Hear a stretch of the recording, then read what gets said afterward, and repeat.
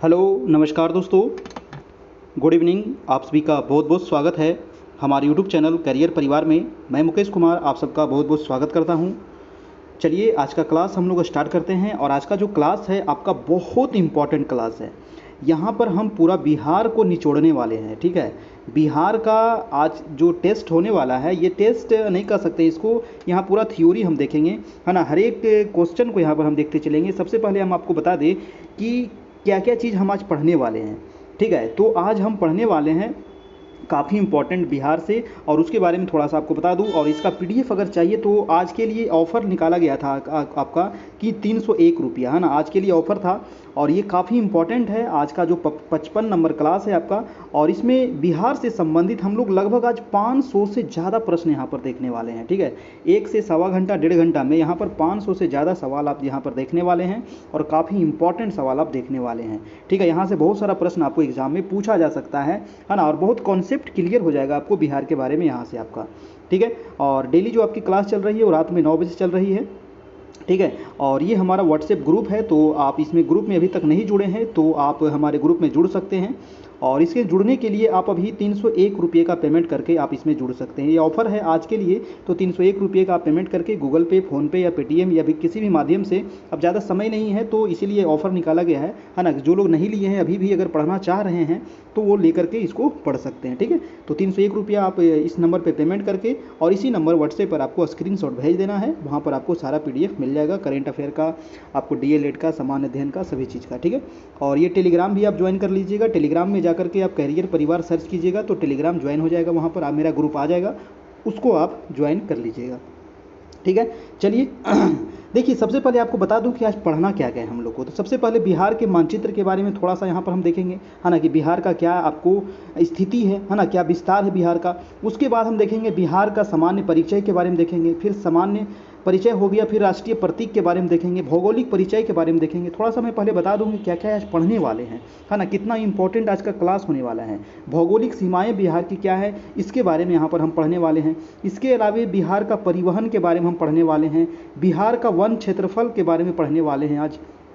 इसके अलावा राजकीय जो परिचय है उसके बारे में, राजनैतिक परिचय उसके बारे में पढ़ेंगे, फिर प्रशासनिक परिदृश्य के बारे में पढ़ेंगे, फिर उसके बाद आर्थिक परिदृश्य के बारे में आज पढ़ने वाले हैं। इसके अलावा आज पढ़ेंगे बिहार की जनगणना, जो आपका वेरी वेरी इंपॉर्टेंट है। यहाँ से सबसे ज़्यादा सवाल आपको पूछा जा सकता है बिहार से, ठीक है। उसके अलावा जो राज्य में शिक्षा व्यवस्था है उसके बारे में पढ़ेंगे। उसके अलावा जो कुछ विविध यहाँ पर दिया गया है उसके बारे में हम पढ़ेंगे, ठीक है। जैसे कि बहुत प्रमुख सारे नदी पर बांध बनाया गया है ना, और भी किस कौन से फसल में हम आगे हैं, क्या है ना, वो सारा चीज़ यहाँ पर देखने वाले हैं। उसके अलावा दोस्तों यहाँ पर और भी काफ़ी इंपॉर्टेंट है ना, जैसे कि विधानसभा चुनाव के बारे में हम पढ़ेंगे, है ना, कि किस प्रकार से विधानसभा चुनाव हुआ था, उसमें किसने कितने वोट पाया, क्या क्या हुआ, कौन जीता कौन हारा, सारा चीज़ यहाँ पर देखेंगे।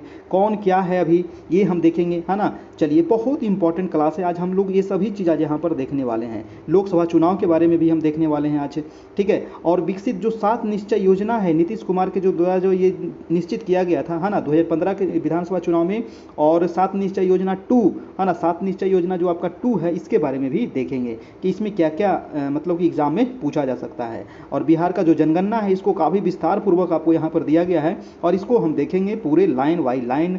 और उसके बाद हम लास्ट में देखेंगे आज बिहार के प्रमंडल, जिले और अनुमंडल और प्रखंड के बारे में, ठीक है। तो इतना सारा चीज़ दोस्तों आज हम यहाँ पर पढ़ने वाले हैं, ठीक है। तो चलिए स्टार्ट करते हैं आज का क्लास।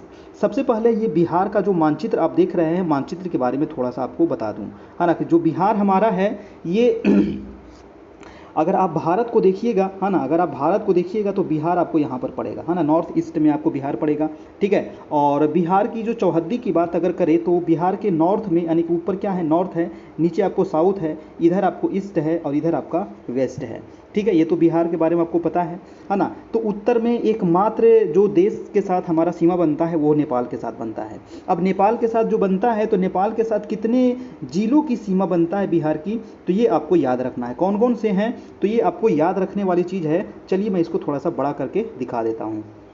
ये उत्तर नेपाल में है ना। तो नेपाल के साथ टोटल जो है वो 7 जिला सीमा बनाती है दोस्तों। कितने? 7। ये पूछा जाता है एग्जाम में। सबसे अगर इधर वेस्ट से अगर ईस्ट की ओर हम चलते हैं, है ना, या फिर ईस्ट से वेस्ट की ओर आपको सजाने के लिए भी एग्जाम में दे दिया जाता है। तो सबसे पहले पश्चिमी चंपारण, फिर आपका पूर्वी चंपारण, फिर आपका सीतामढ़ी, फिर मधुबनी, फिर सुपौल, अररिया, किशनगंज। ठीक है, एकदम क्रम से याद रखिएगा। एक दो बार इसको देखिएगा ना वीडियो को, और पीडीएफ के माध्यम से देख लीजिएगा ना, आपके दिमाग में सेट हो जाएगा। ठीक है, तो ये आपको यहाँ से काफ़ी चीज़ क्लियर हो जाएगा आपको। ठीक है, पश्चिमी चंपारण, पूर्वी चंपारण, सीतामढ़ी, मधुबनी, सुपौल, अररिया, किशनगंज, टोटल कितना हो गया? 7 जिला नेपाल के साथ सीमा बनाता है। ठीक है, उत्तर में नेपाल है। अब हम चलते हैं पूर्व में, है ना। पूर्व में 3 जिला से सीमा बनाता है दोस्तों पश्चिम बंगाल, है ना। पश्चिम बंगाल से हमारा 3 जिला सटा हुआ है। कौन कौन? तो किशनगंज, पूर्णिया और कटिहार। ठीक है, किशनगंज, पूर्णिया और कटिहार, मात्र 3 जिला से सीमा बनाता है आपका पश्चिम बंगाल। ठीक है, और सबसे अगर एग्जाम में पूछ लिया जाए कि सबसे पूर्वी जिला कौन सा है बिहार का, तो वो हो जाएगा किशनगंज। किशनगंज जो है वो सबसे पूर्वी जिला है। आप देखिएगा तो ये सबसे पूर्व में आपको पड़ेगा, है ना। आप देखिएगा सबसे पूर्व में कौन सा है, तो वो आपका किशनगंज ही है। ठीक है, तो ये आप याद रखिएगा। इस प्रकार से भी एग्जाम में पूछ लिया जाता है कि सबसे पूर्वी कौन है। सबसे उत्तरी अगर पूछ लिया जाए तो पश्चिमी चंपारण हो जाएगा। सबसे अगर पश्चिमी पूछ लिया जाए तो कैमूर हो जाएगा। और सबसे अगर आपको दक्षिणी पूछ लिया जाए तो देखिए आपका गया हो जाएगा। ठीक है, तो ये आप याद रखिएगा। ठीक है, चलिए, तो अब ये पश्चिम बंगाल से देख लिए कि 3 जिला टच कर रहा है। कौन कौन? तो किशनगंज, पूर्णिया और कटिहार। अब देखेंगे हम झारखंड से, है ना। झारखंड से कितने जिला सीमा बना रहा है दोस्तों? तो झारखंड से 8 है। ठीक है, झारखंड से टोटल 8 जिला सटा हुआ है। कौन कौन सटा हुआ है ये आपको याद रखना है। तो भागलपुर, है ना, याद रखिएगा, भागलपुर, बांका, जमुई, नवादा, गया, औरंगाबाद, रोहतास और कैमूर। कितना हुआ? 1 2 3 4 5 6 7 8, यानी कि टोटल झारखंड से सबसे ज़्यादा 8 जिला है झारखंड से। और उत्तर प्रदेश से भी 8 ही जिला है ना। उत्तर प्रदेश से भी 8 और झारखंड से भी 8 सटा हुआ है आपका।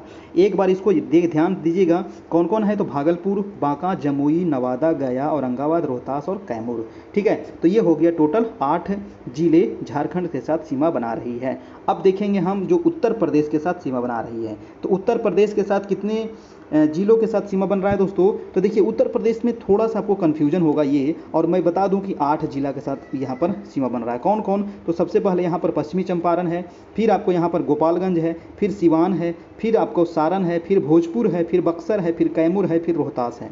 रोहतास का भी देखिए ये नीचे वाला है ना, यहाँ तक आया हुआ है। तो ये रोहतास भी उत्तर प्रदेश से टच कर रहा है। जी हाँ, बहुत सारे लोग इसको छोड़ देते हैं रोहतास को। रोहतास को लगता है कि रोहतास यहाँ तक है, नहीं, रोहतास आपका यहाँ तक है और उत्तर प्रदेश इससे सीमा बनाता है, थोड़ा सा टच करता है आपको, है ना। तो ये याद रखिएगा, रोहतास हो गया, कैमूर हो गया, बक्सर हो गया, भोजपुर हो गया, सारण हो गया, सिवान हो गया, गोपालगंज हो गया, पश्चिमी चंपारण हो गया। ये आप नोट कर लीजिएगा, यहाँ से क्वेश्चन आपको पूछा जाता है। ठीक है, ये सब चीज़ आपको पूछा जाता है। और बिहार के बीचों बीच से ये गंगा नदी बहती है, ये तो आपको पता ही है ना। बिहार के बीचों बीच से गंगा नदी बहती है। नॉर्थ में बहुत सारी नदियाँ हैं, साउथ से बहुत सारी नदियाँ जा करके मिलती है गंगा नदी में। ये तो हम आगे आपको बताएंगे ही बताएंगे। ठीक है, तो ये बिहार का कुछ मतलब कि सामान्य परिचय यहाँ पर आपको अभी देख लिए। ठीक है, कि बिहार के कौन कौन से जिला जो है पश्चिम बंगाल से मात्र 3 जिला था। कौन कौन? याद रखिएगा, किशनगंज, पूर्णिया, कटिहार, है ना। झारखंड से 8, नेपाल से 7 और उत्तर प्रदेश से 8। ठीक है, ये एक दो बार देखिएगा, आपको याद हो जाएगा। अब बिहार का कुछ सामान्य परिचय यहाँ पर आपको बता दूँ, है ना। बिहार का सामान्य परिचय ये है कि बिहार का क्षेत्रफल आपको याद होना चाहिए 94,163 वर्ग किलोमीटर। कितना है? 94,163 वर्ग किलोमीटर। ग्रामीण क्षेत्रफल कितना है? तो 92,257.51। और नगरीय क्षेत्रफल कितना है? तो 1095.49 वर्ग किलोमीटर। ठीक है, ग्रामीण और शहरीय ये जल्दी नहीं पूछा जाता है, ये टोटल आपको कई बार एग्जाम में पूछा गया है। कुल आबादी आपको पूछ सकता है, ये आपको काफ़ी इंपॉर्टेंट है। कुल आबादी याद रखिएगा 10 40 99 452, है ना। आपको मोबाइल नंबर की तरह याद कर लेना है, 10 40 99 452, 10 40 99 452, 10 करोड़ 40 लाख 99,452। ठीक है, जनसंख्या जो है वो टोटल देश का जनसंख्या का कितना प्रतिशत बिहार में निवास करता है? तो 8.60%। 8.60% बिहार में निवास करता है पूरे इंडिया के जनसंख्या का। ठीक है, याद रखिएगा। लिंगानुपात वेरी वेरी इंपॉर्टेंट है। बिहार का जो लिंगानुपात है वो कितना है? 918 है। ठीक है, और इंडिया का लिंगानुपात कितना है? तो 943 है। ठीक है, भारत का है 943 और बिहार का है आपको 918। जनसंख्या घनत्व वेरी इंपॉर्टेंट, 1106 व्यक्ति प्रति वर्ग किलोमीटर, जो वो इंडिया में सबसे ज़्यादा है अपना बिहार का। ठीक है, बिहार का जनसंख्या घनत्व कितना है? 1106 व्यक्ति प्रति वर्ग किलोमीटर, जो इंडिया में सबसे ज़्यादा है। दूसरा नंबर पर किसका स्थान आता है? तो पश्चिम बंगाल का स्थान आता है। ठीक है, बिहार में प्रमंडल की संख्या कितनी है? 9। और कौन कौन से प्रमंडल है ये हम लास्ट में आपको बताएंगे। ठीक है, टोटल जिला कितना है? तो टोटल अभी वर्तमान में 38 जिला है, और सबसे जो नया जिला बना था वो अरवल जिला बना था आपका। अनुमंडल कितना है? तो 101 है। प्रखंड कितने हैं? तो 534 है।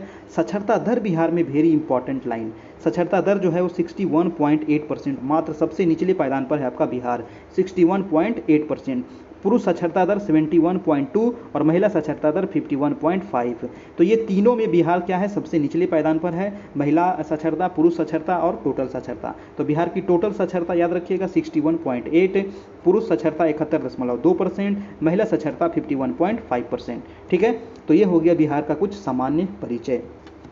अब कुछ और भी हम यहाँ पर सामान्य परिचय देख लेते हैं बिहार का। ठीक है, और जैसे कि बिहार का आधिकारिक नाम है ना, बिहार का अगर पूछ लिया जाए कि आधिकारिक नाम क्या है, तो बिहार का बिहार नाम है ना। और इसका प्राचीन नाम क्या था? तो प्राच्य या फिर पूर्व देश इसको कहा जाता था। ठीक है, मौर्य एवं गुप्त काल में इसका नाम मगध था आपका, है ना, इसी को मगध के नाम से जाना जाता था। ठीक है, और इसकी स्थापना कब हुई थी बिहार की? तो 1 अप्रैल 1912 को इसकी स्थापना होती है। स्थापना दिवस लेकिन हम लोग मनाते हैं 22 मार्च को। ठीक है, स्थापना दिवस हम लोग, है ना, 22 मार्च को मनाते हैं। और बिहार की जो स्थापना हुई थी 1 अप्रैल 1912 को हुई थी। ठीक है, राजधानी कहाँ है? पटना है, और इसका स्थापना हुआ था 1541 ईस्वी में। ठीक है, पटना के संस्थापक कौन थे दोस्तों? तो ये थे आपको शेरशाह सूरी, याद रखिएगा, सूर्य वंश के थे आपको, 1540 से 45 तक। पटना का प्राचीन नाम क्या है? तो पाटलिपुत्र है, और इसकी स्थापना हुई थी 461 ईस्वी पूर्व में। ठीक है, प्राचीन नाम पाटलिपुत्र के नाम से भी इसी को जाना जाता है, पटना के नाम से इसी को जाना जाता है ना। चलिए अगला है कि पाटलिपुत्र के संस्थापक कौन थे? तो उदयन या फिर उदयन इसको कहते हैं, ये हर्यक वंश के थे, इन्होंने ही सबसे पहले पाटलिपुत्र की स्थापना किए थे आपको। बंगाल से बिहार को अलग किया गया था 1 अप्रैल 1912 को, और बिहार को उड़ीसा से अलग किया गया था 1 अप्रैल 1936 को। तो बंगाल वाला और बिहार वाला दोनों भी याद रखिएगा, लेकिन बिहार जो स्थापना दिवस मनाता है वो 22 मार्च को ही मनाता है ना, लेकिन इसको अलग किया गया था आपको 1 अप्रैल 1912 को। और उड़ीसा हमसे अलग हुआ था 1936 में, यानी कि 1 अप्रैल 1936। ये उड़ीसा वाला और बिहार बंगाल वाला दोनों आपको पूछा जाता है। और झारखंड कब अलग हुआ था? तो 15 नवंबर 2000। तो झारखंड वाला भी आप याद रखिएगा, है ना, उड़ीसा याद रखिएगा और पश्चिम बंगाल याद रखिएगा। एक स्वतंत्र प्रदेश के रूप में इसका गठन हुआ था आपको 1912 में, और भारतीय राज्य के रूप में इसका गठन हुआ था 1936 में, जब उड़ीसा इससे अलग हुआ था। ठीक है, अब कुछ देखेंगे हम भारत के जो बिहार के राजकीय प्रतीक जो है, ये प्रतीक आपको एग्जाम में पूछा जाता है। जैसे कि यहाँ का राजकीय चिन्ह क्या है दोस्तों? तो बोधि वृक्ष है ना, 2 स्वास्तिक के बीच स्थित है बोधि वृक्ष। 2 स्वास्तिक देखते हैं ना, तो स्वास्तिक के बीच में है आपको बोधि वृक्ष, जहाँ बुद्ध भगवान को ज्ञान की प्राप्ति हुई थी, वही बोधि वृक्ष है आपका। राजकीय पशु क्या है आपका? तो बैल है, और इसका वैज्ञानिक नाम भी आपको यहाँ पर दे दिया है, तो इसको भी आप ध्यान में रखिएगा। राजकीय पक्षी क्या है? गौरैया है। राजकीय पुष्प क्या है आपका? गेंदा है। और वृक्ष क्या है आपका? पीपल है ना। चिन्ह और वृक्ष में अंतर है, तो आप ध्यान रखिएगा, है ना। राजकीय चिन्ह अगर पूछा जाए तो बोधि वृक्ष है, और 2 स्वास्तिक के बीच में स्थित है। ठीक है, और अगर वृक्ष पूछा जाए तो पीपल है। ठीक है, चलिए वही पीपल जिसके नीचे बुद्ध भगवान को ज्ञान की प्राप्ति हुई थी, इसका वैज्ञानिक नाम भी सबका आपको यहाँ पर दे दिया है ना। राजकीय मछली तो देसी मांगुर, है ना, मांगुर कभी खाए हैं? तो वही देसी मांगुर है जो बिहार का राजकीय मछली है। और राजकीय खेल अगर पूछ लिया जाए तो वो है कबड्डी, जी हाँ, है ना, वो कौन सा है? कबड्डी। ठीक है, राजकीय भाषा अगर पूछा जाए तो बिहार की जो प्रथम राजकीय भाषा, बिहार में 3 राजकीय भाषा है ना। तो एक तो प्रथम अगर पूछा जाए तो हिंदी है, और अगर दूसरा पूछ लिया जाए तो दूसरा हो जाएगा उर्दू, और तीसरा पूछ लिया जाए तो हो जाएगा आपका मैथिली। ठीक है, पहला है हिंदी, दूसरा उर्दू और तीसरा मैथिली। उर्दू को जो मान्यता मिला था वो 1984 में मिला था आपको। ठीक है, याद रखिएगा 1984 में। देखिए जितने लोग देख रहे हैं ना, वीडियो को लाइक नहीं कर रहे हैं, कितना आपके लिए मेहनत किया जा रहा है। आप लोग थोड़ा सा एक लाइक कर दीजिए, चैनल पर नए हैं तो चैनल को सब्सक्राइब भी कर लीजिएगा, बगल में जो लाल बटन है उसको दबाइएगा, वो काला हो जाएगा, वो सब्सक्राइब हो जाएगा। ठीक है, चलिए बिहार का राजकीय गीत कौन सा है? जी हाँ, तो याद रखिएगा, मेरे भारत के कंठहार तुझको सत सत वंदन बिहार। जी हाँ, तो ये हमारा क्या है? राज्य गीत है, मेरे भारत के कंठहार तुझको सत सत वंदन बिहार।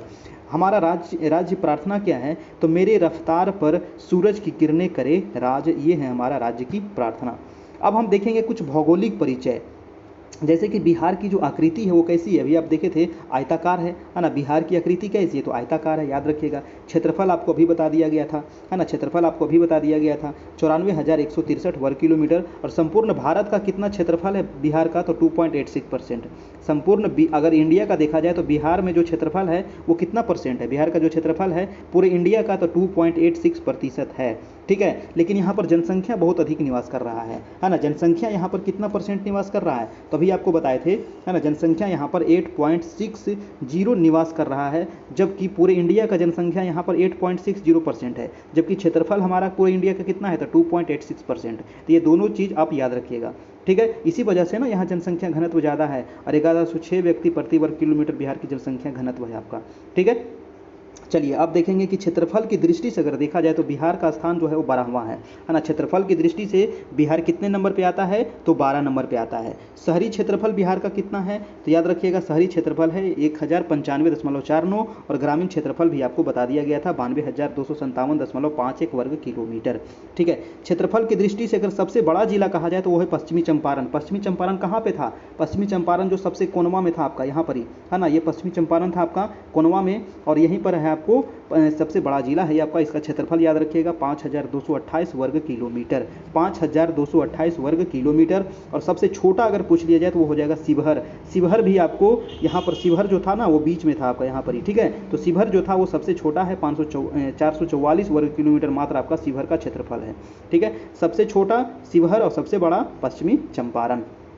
अब चलते हैं समुद्र तल से बिहार की औसत ऊंचाई कितनी है दोस्तों, है ना। बिहार की अगर औसत ऊंचाई पूछ लिया जाए समुद्र तल से तो वो है आपको 173 फीट, ठीक है। अगर मीटर में पूछा जाए तो 52.73 मीटर, ठीक है। समुद्र तट से बिहार की दूरी कितनी है, तो 200 किलोमीटर, है ना, 200 किलोमीटर दूरी है। और सबसे नज़दीक कौन सा पड़ेगा, तो आपको बंगाल वाला पड़ेगा, है ना। बंगाल से जो आपको बंगाल की खाड़ी जो नज़दीक है ना, पश्चिम बंगाल से, वो सबसे नज़दीक पड़ेगा। 200 किलोमीटर लगभग दूर है हम समुद्र से, ठीक है। इसलिए समुद्र का प्रभाव हम पे थोड़ा सा कम पड़ता है ना। अगर इसका अक्षांशीय विस्तार और देशांतरीय विस्तार बहुत बार आपको बताया गया है ना, 24, 20, 10 और 27, 31, 15 ये उत्तरी अक्षांश है। और अब देशांतरीय याद रखिएगा 89, 19, 50 और 88, 17, 40 ये पूर्वी देशांतर। देखिए इसको मोबाइल नंबर की तरह याद रखना है, यानी कि 24 degree 20 minute 10 second, 24 degree 20 minute 10 second से 27 डिग्री 31 मिनट 15 सेकेंड ये हो गया उत्तरी अक्षांश। और 89 डिग्री 19 मिनट 50 सेकेंड से 88 डिग्री 17 मिनट 40 सेकेंड ये हो जाएगा पूर्वी देशांतर। तो ये है हमारा देशांतरीय विस्तार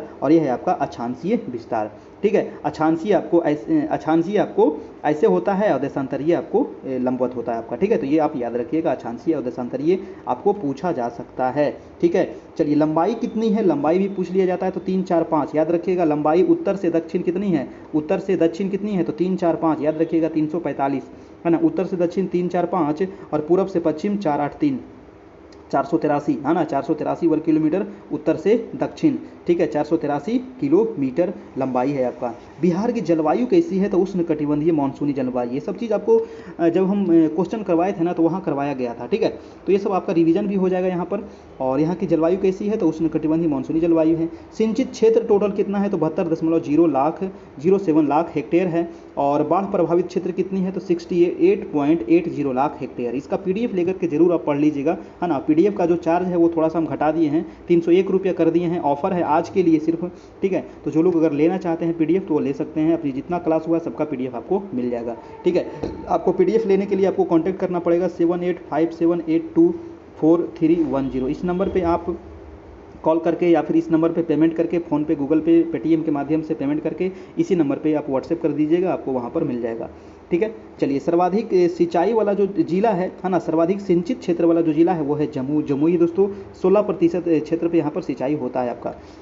बिहार की पहली सिंचाई परियोजना, काफ़ी इंपॉर्टेंट प्रश्न है, वो है सोन परियोजना, है ना। सोन परियोजना जो है ये बिहार की सबसे पुरानी, पहली, है ना, पुरानी भी कर सकते हैं, पहली भी कर सकते हैं, ये परियोजना है आपको सिंचाई वाला, ठीक है। सबसे बड़ी सिंचाई परियोजना जो है वो है गंडक परियोजना, है ना, ये गंडक नदी पर होगा। और सोन परियोजना सोन नदी पर बनाया गया होगा।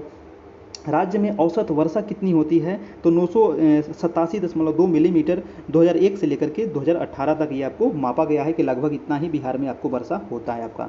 सर्वाधिक तापमान जो रहता है वो गया का रहता है। जी हाँ, सबसे ज़्यादा टेम्परेचर अगर बिहार में देखें तो वो गया जिला में ही मिलेगा। और सर्वाधिक वर्षा वाला जिला कौन सा है, तो वो है किशनगंज, है ना। किशनगंज कहाँ पर ही है, तो किशनगंज जो आप देखिएगा अगर मानचित्र में, तो आपको मिलेगा ये कोनवा में, है ना। ये कोनवा में आपको मिलेगा किशनगंज, और यहाँ सबसे अधिक वर्षा होता है आपको। सबसे कम वर्षा कहाँ होता है, तो दोस्तों तो वो है औरंगाबाद। औरंगाबाद आपको झारखंड से सीमा बनाता है ना, झारखंड से सटा हुआ है औरंगाबाद, और यहाँ सबसे कम वर्षा होता है आपको। सबसे गर्म जिला गया देख लिए, सबसे ठंडा जिला भी गया ही है ना। दोनों में गया ही टॉप है, सबसे ठंडा भी है सबसे गर्म भी, है ना, दोनों याद रखिएगा। ठीक है, भौगोलिक सीमाएं अब देख लेते हैं थोड़ा सा। ठीक है, यानी कि बिहार की कुछ भौगोलिक सीमाएं, यानी कि किससे किससे ये सीमा बनाता है आपका। देखिए सीमाएं जो अभी आपको बता दिए थे, उत्तर में नेपाल है, दक्षिण में झारखंड है, पूर्व में पश्चिम बंगाल है, और पश्चिम में उत्तर प्रदेश है। ये तो आपको फिगर के माध्यम से भी देख लिए थे। राज्य की सीमा से लगे राज्य, यानी कि 3 राज्य लगा हुआ है सीमा से, एक तो पश्चिम बंगाल, एक उत्तर प्रदेश और एक झारखंड आपका, है ना। झारखंड है दक्षिण में, उत्तर प्रदेश पश्चिम में, पश्चिम बंगाल पूरब में, ठीक है, उत्तर में नेपाल आपका। ठीक है, अब देखिए उत्तर से ये सब चीज़ आपको बता दिया गया था अभी फिगर में आपको, है ना। उत्तर प्रदेश की सीमा से कितने लगे हुए हैं, तो 8 लगा हुआ है उत्तर प्रदेश से, है ना। उत्तर प्रदेश से 8। देखिए मैं थोड़ा सा फास्ट चल रहा हूँ क्योंकि आज का वीडियो थोड़ा सा ज़्यादा बताने को है ना, तो इसमें जब तक फास्ट नहीं चलेंगे तो ख़त्म नहीं होगा आपको।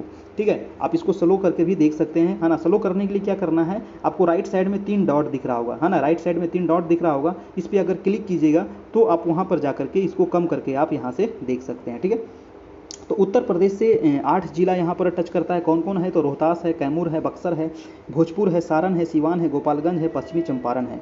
पश्चिम बंगाल से 3 ठो था, अभी आपको बता दिए थे, किशनगंज, पूर्णिया और कटिहार। झारखंड से भी 8 है ना। कौन कौन है, तो भागलपुर, बांका, जमुई, नवादा, गया, औरंगाबाद, रोहतास और कैमूर, ये हो गया आपको झारखंड से लगे हुए हैं।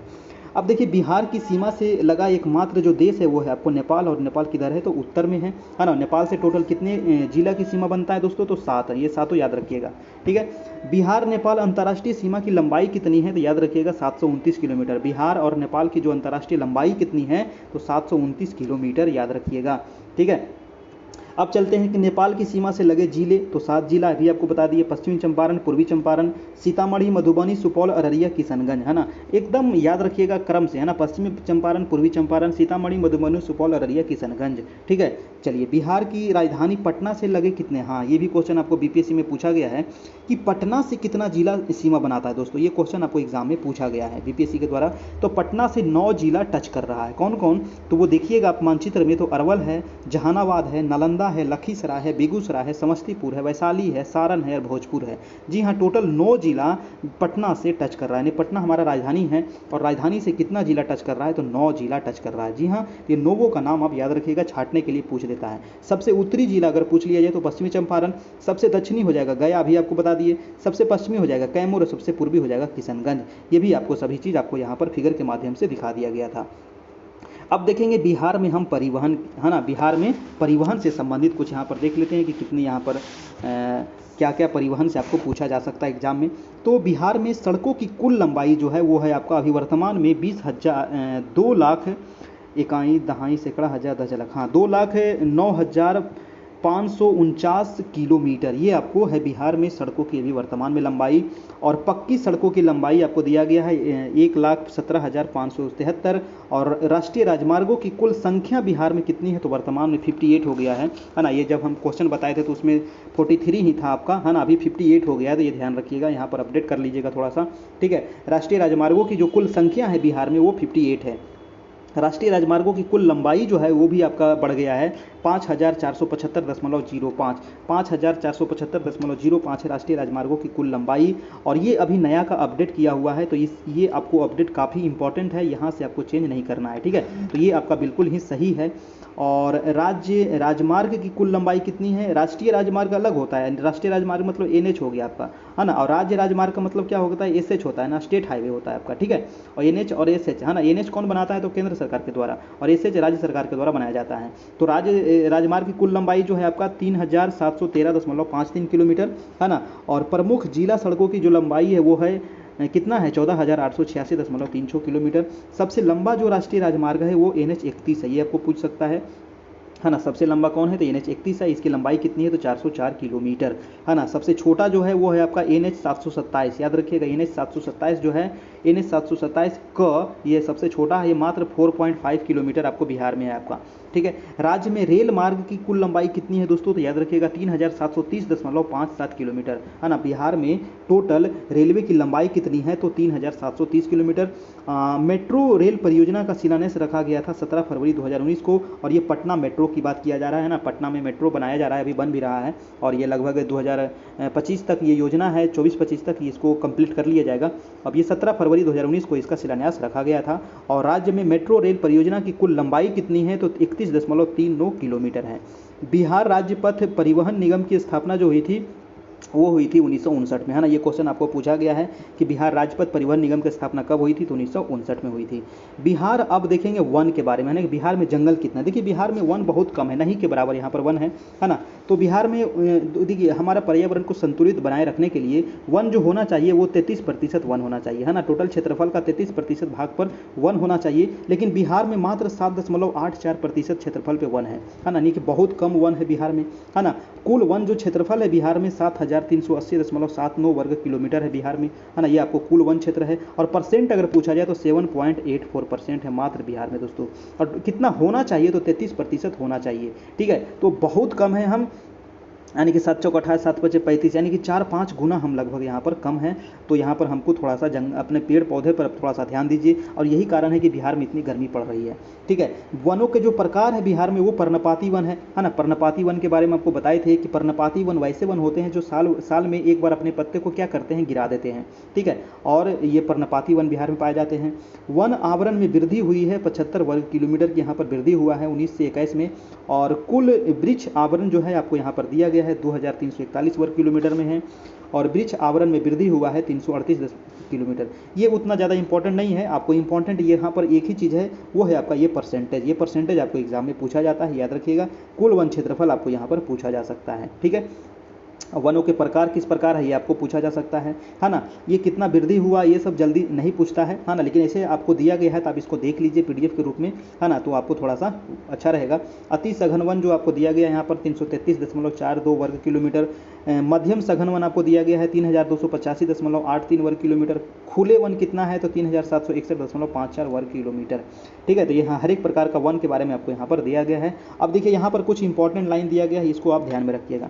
सर्वाधिक वन क्षेत्र वाला जिला आपको पूछ सकता है, वो है कैमूर, है ना। सबसे अधिक जंगल कहाँ है तो वो है कैमूर में है ना। और कैमूर कहाँ पड़ी था तो कैमूर वही था दोस्तों जो यहाँ पर ही, है ना। अगर मानचित्र देखते हैं तो यहाँ पर ही आपको कैमूर था, है ना। ये झारखंड से सटा हुआ है और आपको UP से भी सटा हुआ है। तो ये है कैमूर जहाँ पर सबसे अधिक वन है, याद रखिएगा। इसका क्षेत्रफल आपको दिया गया है ना। क्षेत्रफल जल्दी नहीं पूछा जाता है, जिला आपको ज़्यादा पूछा जाता है, तो ध्यान रखिएगा। सबसे मतलब कम कहाँ सा है, न्यूनतम मतलब सबसे है तो वो है शेखपुरा, ठीक है। शेखपुरा जो डिस्ट्रिक्ट है यहाँ पर सबसे कम आपको वन है, और ये वन मात्र 1.19 वर्ग किलोमीटर है। सोच रहे हैं ना। सर्वाधिक वन प्रतिशत वाला, अगर प्रतिशत में पूछ लिया जाए तो वो भी कैमूर है, और क्षेत्रफल में पूछ लिया जाए तो वो भी कैमूर है ना। क्षेत्रफल और प्रतिशत दोनों में कौन आगे है तो दोनों में कैमूर आगे है, ठीक है।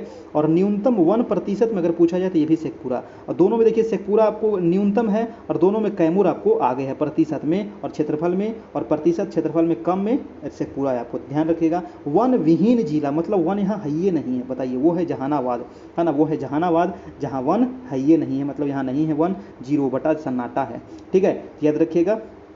चलिए अब कुछ देख लेते हैं यहाँ पर राजनीतिक परिचय के बारे में, ठीक है। राजनीतिक परिचय ये है कि विधानमंडल, बिहार में जो विधानमंडल है वो द्विसदनीय है। यहाँ विधान परिषद भी है और विधानसभा भी है, ठीक है। ऐसे अभी टोटल कितने राज्य हैं जहाँ पर द्विसदनीय है तो मात्र 6 राज्य हैं अभी। कौन कौन है तो बिहार है, यूपी है, महाराष्ट्र है, कर्नाटक है, तेलंगाना है और आंध्र प्रदेश है, ठीक है। तो ये 6 राज्य में अभी क्या है तो द्विसदनीय विधानमंडल है, जहाँ पर विधान परिषद भी है और विधानसभा भी है। तो ये आप याद रखिएगा बिहार के बारे में। पहले जम्मू कश्मीर में भी था द्विसदनीय, लेकिन वहाँ पर जब केंद्र शासित बन गया वो, तो वहाँ से खत्म कर दिया गया। विधानसभा में टोटल कितने सीट है तो 243, आपको पता होना चाहिए। विधान परिषद में टोटल कितने सीट है तो वो है 75 सीट है ना। विधान परिषद में कितने हैं तो 75 सीट है। याद रखिएगा। और लोकसभा सदस्यों की संख्या कितनी है बिहार में दोस्तों? तो लोकसभा के 40 सदस्य हैं। राज्यसभा की कितनी है? तो 16 सदस्य हैं। ये तो मैं कई बार रिपीट कर चुका हूँ, आप लोग को दिमाग में बैठ गया होगा, याद हो गया होगा, ठीक है। ये सब चीज़ कई बार बता चुके हैं आप लोग को। और लोकसभा में अनुसूचित जाति यानी कि एससी है ना, लोकसभा में अनुसूचित जाति यानी कि एससी के कितनी सीट आरक्षित है बिहार से? तो वो है 6 सीट। और अनुसूचित जाति के लिए विधानसभा में कितने सीट हैं? तो 38 सीट है ना। अगर लोकसभा में एससी की बात किया जाए तो लोकसभा में एससी 6 सीट, और विधानसभा में अनुसूचित जाति यानी कि एससी कितना सीट आरक्षित है? तो 38 सीट है। और अनुसूचित जनजाति विधानसभा में कितना आरक्षित है? तो मात्र 2 सीट आरक्षित है, ठीक है। अनुसूचित जनजाति यानी कि एसटी, ठीक है। तो याद रखिएगा ये तीनों आपको पूछा जाता है, और ऊपर भी जितना आपको डाटा देख लिए सारा चीज़ आपको पूछा जाता है। अब देखेंगे आपको प्रशासनिक परिदृश्य के बारे में, ठीक है। प्रशासनिक परिदृश्य में हम ये देखेंगे कि राज्य का उच्च न्यायालय कहाँ है? तो ये पटना में है। और इसकी स्थापना कब हुई थी? तो 3 फरवरी 1916। ये कई बार एग्जाम में पूछा गया है कि पटना उच्च न्यायालय की स्थापना कब हुई थी? तो ये हुई थी 3 फरवरी 1916 को।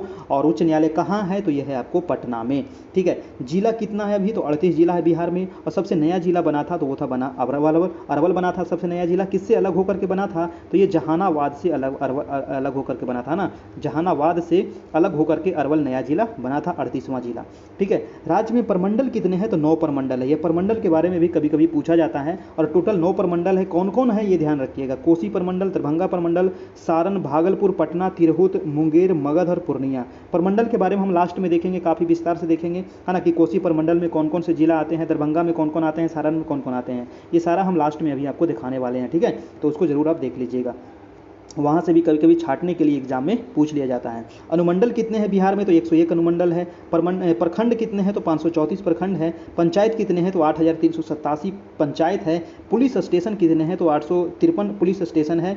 पुलिस जिला कितने हैं? तो 43 है। और जिला परिषद कितने हैं? तो 38 है। 38 जिला है तो 38 जिला परिषद होगा आपका, है ना। महिला थाना टोटल कितना है बिहार में? तो 40 है। महानगर कौन सा है? तो एकमात्र महानगर पटना है आपका। नगर निगम कितने हैं? तो नगर निगम भाई टोटल बिहार में 12 नगर निगम है। नगर परिषद आपको 49 है। नगर पंचायत 86 है।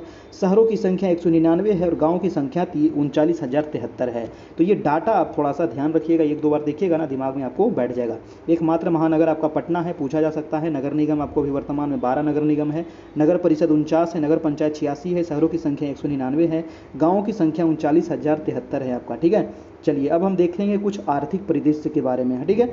आर्थिक परिदृश्य ये नया डाटा है आपको, तो इसको ध्यान में रखिएगा। ये नया डाटा आपको यहाँ से एग्जाम में पूछ सकता है, ठीक है, आर्थिक परिदृश्य के बारे में। चलिए वीडियो अच्छा लग रहा हो ना तो एक लाइक जरूर कर दीजिएगा। जितने लोग देख रहे हैं वीडियो को लाइक कर दीजिएगा। चैनल पर नए हैं चैनल को सब्सक्राइब जरूर कर लीजिएगा। बेल आइकन प्रेस कर लीजिएगा ताकि आने वाला हर एक वीडियो का नोटिफिकेशन आपको मिल सके। इसका PDF लेने के लिए दोस्तों आप कॉन्टैक्ट कर सकते हैं हमारे नंबर पर 7857824310। तो आप इस नंबर पर कॉन्टैक्ट करके हमसे PDF ले सकते हैं, ठीक है। चलिए अब देखते हैं कुछ आर्थिक परिदृश्य, जैसे कि सकल राज्य घरेलू उत्पाद।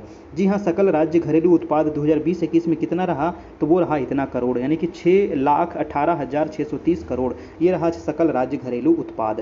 प्रति व्यक्ति सकल घरेलू उत्पाद कितना है? तो 50,555। 20-21 में कितना था प्रति व्यक्ति सकल राज्य घरेलू उत्पाद? तो 50,555। निवल राज्य घरेलू उत्पाद कितना है? तो 5,66,470 करोड़। तो यहाँ से डाटा आप थोड़ा सा देखते चलिएगा और 1-2 बार यहाँ पर आप PDF के माध्यम से पढ़ लीजिएगा तो वो तो आपका रिवीजन हो जाएगा। निवल राज्य घरेलू उत्पाद कितना है? तो 5,66,470 निवल राज्य घरेलू उत्पाद। प्रति व्यक्ति निवल राज्य घरेलू उत्पाद है आपका 46,292। सकल राज्य घरेलू उत्पाद में वृद्धि दर अभी 2.5% है। बिहार सरकार की कुल प्राप्ति कितनी हुई? तो याद रखिएगा 1,64,903 करोड़। 2020-21 का सब डाटा है, नया डाटा है और यही एग्जाम में आपको पूछा जा सकता है, ठीक है। चलिए बिहार सरकार की कुल व्यय कितनी हुई? तो 1,65,696। कुल प्राप्ति कितना हुआ? तो यहाँ देख रहे हैं ना, कुल प्राप्ति कम है लेकिन व्यय यहाँ पर ज़्यादा किया गया, तो यहाँ पर क्या हो गया? घाटा हो गया ना सरकार को, ठीक है। 20-21 में जो यहाँ पर इनकम हुआ था वो 1,64,903 करोड़, जबकि यहाँ पर व्यय कितना हुआ है? तो 1,65,696 करोड़, है ना। कुल राजस्व प्राप्ति है 1,28,168 करोड़ और कुल पूंजीगत प्राप्ति है आपका 36,735 करोड़। ठीक है। कुल राजस्व व्यय कितना किया गया है, तो 1,39,493 करोड़, और कुल पूंजीगत व्यय कितना है, तो 26,203 करोड़। राजकोषीय घाटा कितना हो गया, तो जीएसडीपी का 4.8%। प्रति व्यक्ति आय, ये आपको काफ़ी इंपॉर्टेंट है, पूछ सकता है यहाँ पर, प्रति व्यक्ति आय कौन कितना है अभी बिहार का, तो 50,555 रुपये प्रति व्यक्ति। ठीक है, प्रति व्यक्ति ये आय है आपका 2021 का। ठीक है, तो ये डाटा याद रखिएगा। सर्वाधिक प्रति व्यक्ति आय, ये भी आपको काफ़ी इंपॉर्टेंट है। तो सर्वाधिक प्रति व्यक्ति आय जो है वो आपको पटना का है, वो कितना है, तो 1,31,000 रुपया। ठीक है, न्यूनतम आप याद रखिएगा, ये भी काफ़ी इंपॉर्टेंट है। तो न्यूनतम वाला हो जाएगा शिवहर, है ना, शिवहर है मात्र 19,000 रुपये प्रति व्यक्ति, है ना, ये सालाना है। ठीक है, तो सालाना सबसे कम किसका है, तो वो है शिवहर का प्रति व्यक्ति आय, और पटना का सबसे ज़्यादा है। सकल घरेलू उत्पाद में प्राथमिक, द्वितीयक और तृतीयक क्षेत्र का योगदान कितनी है दोस्तों, सकल घरेलू उत्पाद यानी कि जीडीपी में प्राथमिक क्षेत्र का और द्वितीय क्षेत्र का और तृतीय क्षेत्र का योगदान कितना है, तो ये काफ़ी इंपॉर्टेंट है, यहाँ से क्वेश्चन आपको पूछ सकता है। तो प्राथमिक क्षेत्र के लिए 19.2% योगदान है, द्वितीय क्षेत्र का योगदान कितना है, तो 19.5%, और तृतीय क्षेत्र का योगदान है 61.2%। तो एग्जाम में आपको पूछ सकता है कि सकल घरेलू उत्पाद में सबसे अधिक योगदान किसका है, तो वो है तृतीय क्षेत्र का, यानी कि सेवा क्षेत्र का। तृतीय क्षेत्र में कौन आता है, तो सेवा क्षेत्र आता है ना, तो सेवा क्षेत्र का सबसे अधिक योगदान है आपका। ठीक है, चलिए, तो ये काफ़ी इंपॉर्टेंट रहा। प्रति व्यक्ति औसत ऊर्जा खपत बिहार में कितना है, तो 350 यूनिट है ना, 350 यूनिट प्रति व्यक्ति ऊर्जा का खपत है बिहार में। कुल खाद्यान्न उत्पादन कितना हुआ, तो 17.95 लाख टन कुल खाद्यान्न उत्पादन हुआ। कुल अनाज का उत्पादन कितना हुआ, तो 17.57 लाख टन हुआ। कुल दूध का उत्पादन कितना हुआ, तो 115.01 लाख टन का उत्पादन हुआ। चालू चीनी मिल अभी वर्तमान में कितना है, तो 10 है, ये भी काफ़ी इंपॉर्टेंट है, आपको पूछ सकता है। अभी वर्तमान में चालू जो चीनी मिल चालू है ना, और बंद वाला छोड़ दीजिए, चालू कितना है, तो अभी 10 चीनी मिल चालू है आपको बिहार में। तो ये कुछ आर्थिक परिदृश्य यहाँ पर काफ़ी इंपॉर्टेंट था, इसको आप जरूर से जरूर ध्यान में रखिएगा। अब देखेंगे हम बिहार की जनगणना। ठीक है, बिहार का जनगणना काफ़ी इंपॉर्टेंट है, और यहाँ पर कुछ आपको दिया गया बिहार की जनगणना के बारे में। आगे हम बिहार का जनगणना जो है काफ़ी विस्तार से हम देखने वाले हैं। ठीक है, आगे काफ़ी विस्तार से देखने वाले, तो यहाँ पर थोड़ा सा शॉर्ट में दिया गया है। कुल जनसंख्या आपको अभी बता दिए थे 10,40,99,452, 10,40,99,452 बिहार की टोटल जनसंख्या है। पुरुष जनसंख्या अभी आपको बताया गया था 5,42,48,157, और महिला, है ना, पुरुष और महिला उतना ज़्यादा इंपॉर्टेंट नहीं है, लेकिन टोटल वाला आप जरूर याद रखिएगा। टोटल कितना है, तो 10,40,99,452, यानी कि 10,40,99,452। ठीक है, ग्रामीण जनसंख्या आप याद रखिएगा, और शहरी जनसंख्या भी ध्यान रखिएगा। ठीक है, ये ज़्यादा नहीं पूछा जाता है, परसेंटेज पूछ लिया जाता है ना, कि बिहार में ग्रामीण जनसंख्या कितना परसेंट है, तो 88.7%।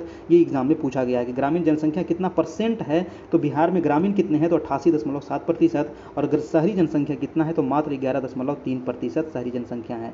ठीक है, जनसंख्या घनत्व वेरी इंपॉर्टेंट है, सर्वाधिक जनसंख्या घनत्व ये भी इंपॉर्टेंट है, न्यूनतम जनसंख्या घनत्व ये भी इंपॉर्टेंट है। सर्वाधिक जनसंख्या घनत्व आपको बिहार की जनसंख्या घनत्व कितनी है, तो 1106 व्यक्ति प्रति वर्ग किलोमीटर है। और सर्वाधिक किसका है, तो वो है शिवहर का आपका 1880, ये आपका काफ़ी इंपॉर्टेंट है, जो सबसे अधिक है वो है आपका शिवहर का। और बिहार का कितना है, तो बिहार का भी आपका काफ़ी इंपॉर्टेंट है, 1106 है, जो इंडिया में सबसे ज़्यादा है। सबसे कम किसका है, तो याद रखिएगा कैमूर का है, मात्र 488 व्यक्ति प्रति वर्ग किलोमीटर है, और सबसे अधिक 1880, तो ये 1880 ध्यान रखिएगा, पूछा जाता है।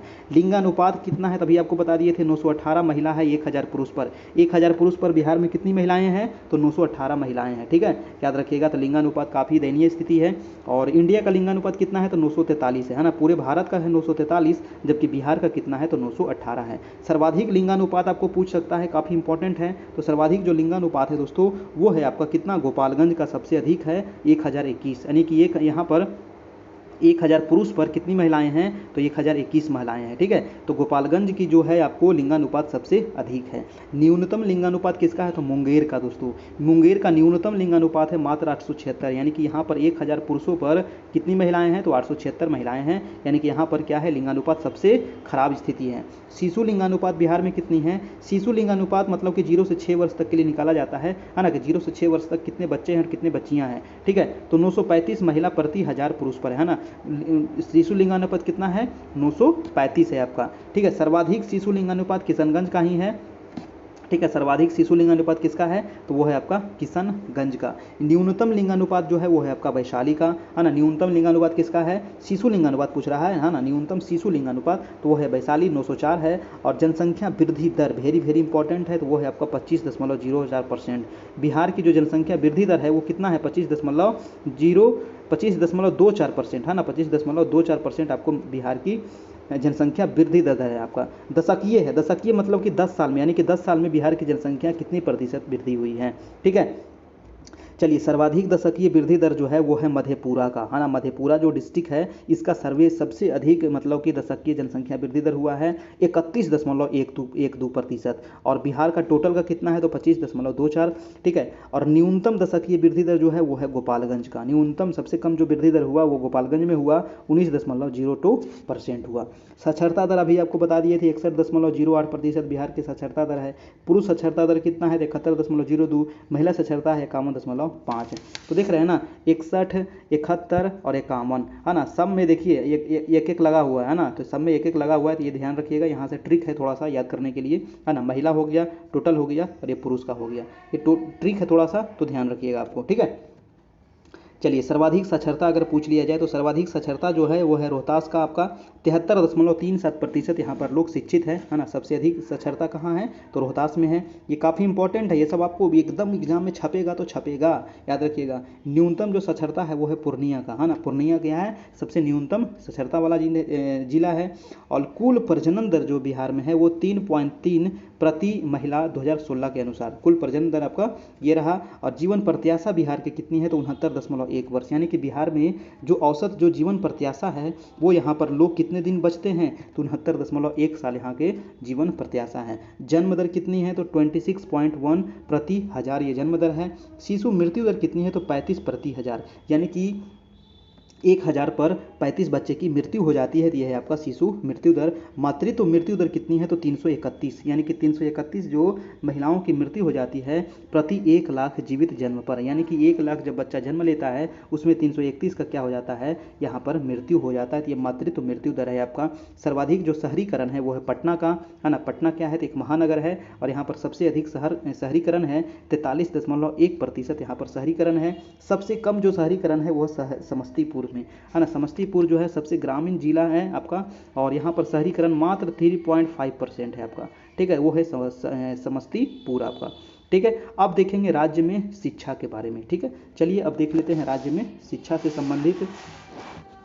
देखिए, राज्य में शिक्षा की अगर बात करें तो केंद्रीय विश्वविद्यालयों की यहाँ पर संख्या मात्र 4 है ना। केंद्रीय विश्वविद्यालय कितनी है 4 है। एक मात्र अंतर्राष्ट्रीय विश्वविद्यालयों की संख्या यहाँ पर 1 है, नालंदा विश्वविद्यालय है आपका। राज्य में कुल विश्वविद्यालय कितनी है तो 33 आपका कुल विश्वविद्यालय यहाँ पर। देखिए, जितने दिया गया है ना, यहाँ से का प्रश्न आपको एग्जाम में पूछ सकता है आपको, ठीक है। खुला और यानी कि ओपन और मुक्त विश्वविद्यालयों की संख्या कितनी है तो 1 है, नालंदा ओपन यूनिवर्सिटी, है ना। आपको पटना में है आपका, ठीक है, बिस्कोमान में आप देखे होंगे। और निजी विश्वविद्यालयों की संख्या कितनी है 4 है, यानी कि प्राइवेट, है ना। प्राइवेट कितने विश्वविद्यालय हैं तो 4 प्राइवेट विश्वविद्यालय हैं। और महाविद्यालयों की संख्या कितनी है तो 879, है ना। कितने महाविद्यालय यानी कि कॉलेजेज है तो 879 है आपका। राजकीय सार्वजनिक विश्वविद्यालयों की संख्या कितनी है तो 17 है आपका, ठीक है। राजकीय सार्वजनिक विश्वविद्यालयों की संख्या आपको 17 है। रिसर्च संस्थानों की संख्या कितनी है तो 15 है ना। यहाँ पर रिसर्च सेंटर कितने हैं तो 15 है। पॉलिटेक्निक कॉलेज कितने हैं तो 54 है। इंजीनियरिंग कॉलेज कितने हैं तो 36 है आपका, ठीक है। पॉलिटेक्निक कितना है 54, इंजीनियरिंग कितना है तो आपका 36। तो ये रहा आपका कुछ राज्य में शिक्षा से संबंधित। अब हम देखने वाले हैं यहाँ पर बिहार में विविध, है ना। बिहार में जो विविध है ये आपको काफ़ी इंपॉर्टेंट है, इसको आप जरूर से जरूर ध्यान में रखिएगा। यहाँ से आपको एक तो प्रश्न एग्जाम में पूछ सकता है, ठीक है। तो चलिए अब देखते हैं बिहार में विविध से संबंधित।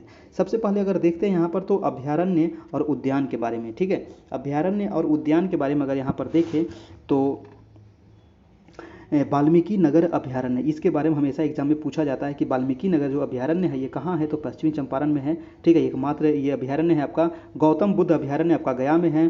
परमान डॉल्फिन अभ्यारण्य आपका अररिया में है। संजय गांधी जैविक उद्यान आपको पटना में है। विक्रमशिला गंगा डॉल्फिन अभ्यारण्य आपका भागलपुर में है। भीम बांध वन्यजीव अभ्यारण्य मुंगेर में है। पंत राजगीर अभ्यारण्य आपको राजगीर में है। तो ये आपको जितने भी अभ्यारण्य उद्यान है ये आपको एग्जाम में हमेशा पूछा जाता है दोस्तों, यहाँ से क्वेश्चन, ठीक है। तो वेरी इंपॉर्टेंट 1 या 2 प्रश्न आपको फिक्स है कि यहाँ से पूछा जाएगा। प्रमुख पशु पक्षी विहार अब देख लेते हैं। प्रमुख पशु और पक्षी विहार तो नागी नकटी पक्षी विहार कहाँ है जमुई में है। वाल्मीकि पशु विहार है पश्चिमी चंपारण में। गोगाबिल पक्षी विहार कटिहार में है। और हरिया 12 हिरन पार्क हररिया में है। कांवर झील पश्चिम Bihar Begusarai very important, Kusheshwar very important Darbhanga में है, सरैया मान पश्चिम बिहार बेतिया वेरी इंपॉर्टेंट, सुहियान पश्चिम बिहार भोजपुर में है, और उधवा झील पश्चिम बिहार आपको साहेबगंज में है। देखिए इसमें कौन कौन इंपॉर्टेंट है, तो वाल्मीकि वाला आपको पूछा गया एग्जाम में है, कांवर वाला कई बार पूछा गया है, कुशेश्वर कई बार पूछा गया है, ठीक है। तो कुछ कुछ इंपॉर्टेंट है जो यहाँ से एग्जाम में बार बार एग्जाम में पूछा जाता है। अब देखेंगे प्रमुख नदियाँ, है ना, कि बिहार में कौन कौन से प्रमुख नदियाँ हैं। तो नदियाँ से हमेशा आपको एग्जाम में पूछा जाता है, जैसे कि उत्तर बिहार की नदियाँ और दक्षिण बिहार की नदियाँ, है ना। तो चलिए इसको हम देख लेते हैं, ठीक है। चलिए देखिए 3 नदी को आप याद रखिएगा, है ना। 3 नदी, सबसे पहला इंपॉर्टेंट आप पॉइंट लिख लीजिएगा कि गंगा नदी, गंगा प्लस गंडक प्लस सरयू, गंगा गंडक और सरयू, सरयू को ही घाघरा कहा जाता है ना, सरयू को ही क्या कहते हैं, घाघरा नदी।